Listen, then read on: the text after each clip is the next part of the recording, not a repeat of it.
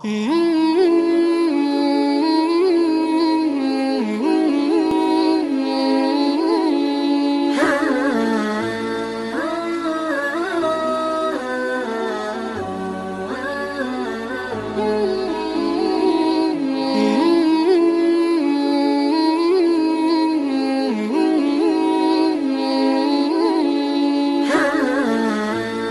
bersama kami Media Al Aziz. Jangan lupa tekan tombol subscribe ya, dan notifikasi lonceng akan mendapatkan video-video selanjutnya. Ada 4 musuh manusia yang harus manusia itu waspadai. Yang pertama, syaitan. Tahu kan syaitan? Itu manusia makhluk Allah yang menjadi musuh manusia yang harus diwaspadai. Kenapa? Karena setan ini pertama dipimpin oleh ketuanya yang bernama iblis, yang mana iblis tersebut bersumpah di hadapan Allah. Ketika iblis diusir oleh Allah, iblis bersumpah. Apa sumpahnya? Ingin menjerumuskan umat manusia ke dalam kemaksiatan, ingin menjadikan manusia sebagai temannya nanti di neraka. Kenapa iblis melakukan demikian? Karena iblis ingin balas dendam kepada manusia. Dia sakit hati sama manusia, ya kan, gara-gara tidak mau memberi penghormatan kepada Nabi Adam dan ujung-ujungnya diusir. Iblis dendam kepada Nabi Adam, dendam kepada manusia, dan dia bersumpah untuk menjerumuskan umat manusia ke dalam api neraka. Itulah musuh pertama. Yang kedua, baru ini Hawa. Apa itu Hawa? Lintasan hati, keinginan hati.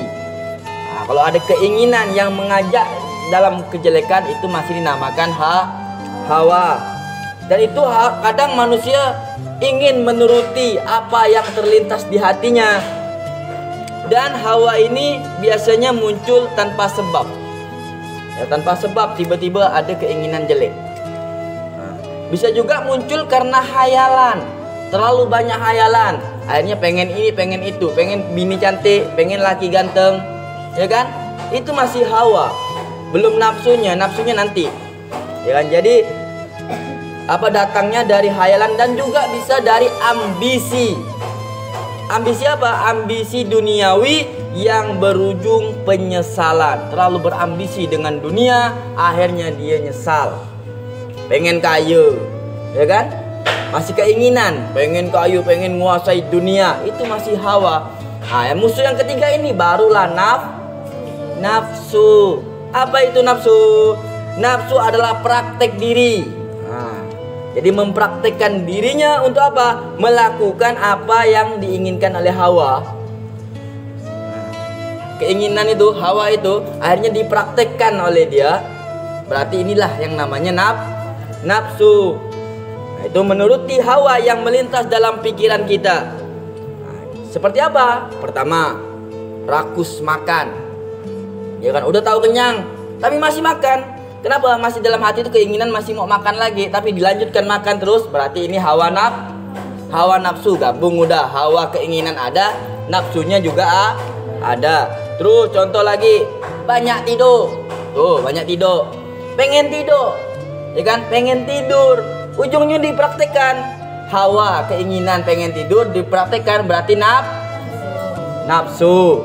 Hawa nafsu terkumpul pada satu orang yang langsung tidur.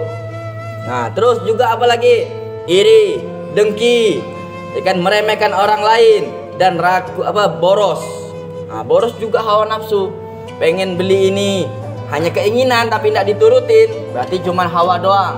Tapi kalau diturutin keinginannya berarti hawa nafsu. Nah, ngantuk ketika belajar, ngantuk, dalam hati terlintas pengen tidur, berarti masih hawa. Tapi kalau dia langsung tidur berarti hawa nafsu, menuruti hawa nafsunya. Musuh kita itu, musuh berat yang harus diwaspadai. Hawa nafsu setan itu musuh bagi umat manusia yang harus dihindari, harus diwaspadai, dan harus diperangi. Bagaimana yang disabdakan oleh Nabi Muhammad SAW ketika pulang dari peperangan Badar, raja'na min ghazwatil sugra ila ghazwatil kubra. kata Nabi. Kita pulang dari peperangan kecil menuju peperangan besar. Padahal ketika perang Badar itu umat Islam tentaranya 313 melawan umat kafir Quraisy 1000 orang. Dikatakan oleh Nabi bahwasanya peperangan tersebut adalah peperangan kecil. Sahabat bertanya kepada Nabi, "Ya Nabi, kau katakan peperangan ini adalah peperangan kecil, lantas apa peperangan besar itu ya Nabi?" Nabi menjawab, "Al-ghazwatun nafs," yaitu memerangi hawa nafsu. Musuh berat kita hawa nafsu, setan, diperangi. Itu perang yang paling berat. Yang terakhir, yang keempat, musuh bagi manusia yang harus diwaspadai adalah ad-dunya. Apa itu? Dunia.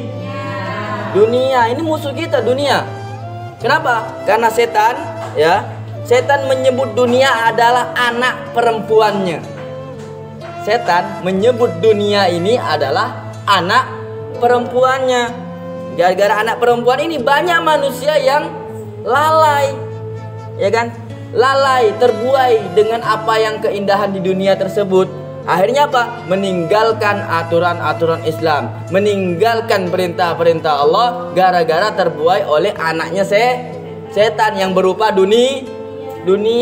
Sama setan tuh dipermak dunia ini, diindahkan sama setan, ya kan? Sehingga pandangan kita seperti kalau kalian melihat pasangan perempuan yang cantik, apa yang kalian pikirkan? Pasti pengen memilikinya kan?